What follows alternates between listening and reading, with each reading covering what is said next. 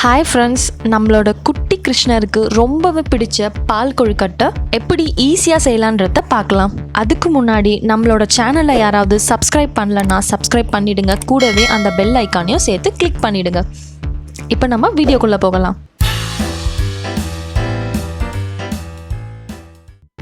First ஒரு பவுலில் 1 cup அரிசி மாவு வறுத்த அரிசி எடுத்துக்கலாம். கூடவே 2 இடித்து வச்ச ஏலக்காய் பவுடர் கூட வாங்கிக்கலாம், இல்லை இடிச்சுக்கலாம்.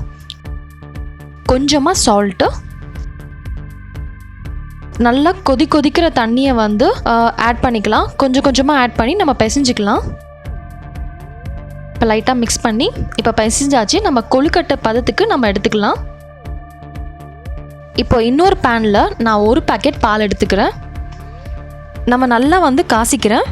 இப்போ கொஞ்சமாக இது கூட தண்ணி ஆட் பண்ணி மிக்ஸ் பண்ணிக்கலாம்.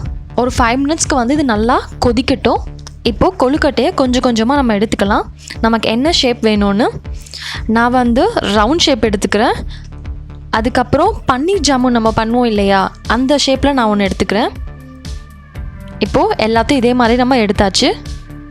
இப்போ இது நல்லா பாயிலாக இருக்கிறதுல 1 கப் தேங்காய் பால் ஆட் பண்ணிக்கலாம்.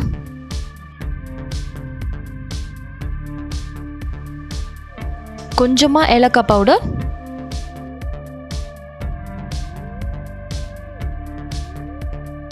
உங்கள் டேஸ்ட்டுக்கு ஏற்ற அளவுக்கு சர்க்கரை. இப்போ நான் இது எல்லாத்தையுமே நான் பிடிச்சு வச்ச கொழுக்கட்டை எல்லாத்தையும் நான் அந்த பாலில் நான் போட்டுடுறேன்.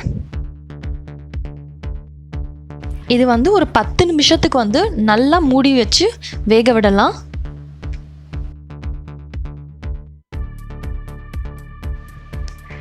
இப்போது ரெடி ஆகிடுச்சு நம்மளோட டேஸ்டியான க்ரீமியான பால் கொழுக்கட்டை. கண்டிப்பாக கிருஷ்ணருக்கு மட்டும் இல்லை, உங்கள் வீட்டில் இருக்க குட்டி குட்டி கிருஷ்ணருக்கும் ரொம்ப பிடிக்கும். இதை கண்டிப்பாக கிருஷ்ண ஜெயந்தி அன்னைக்கு வீட்டில் ட்ரை பண்ணுங்கள். மறக்காமல் கமெண்ட் பாக்ஸில் எப்படி இருந்ததுன்னு சொல்லிட்டு கமெண்ட் பண்ணுங்கள். Bye friends.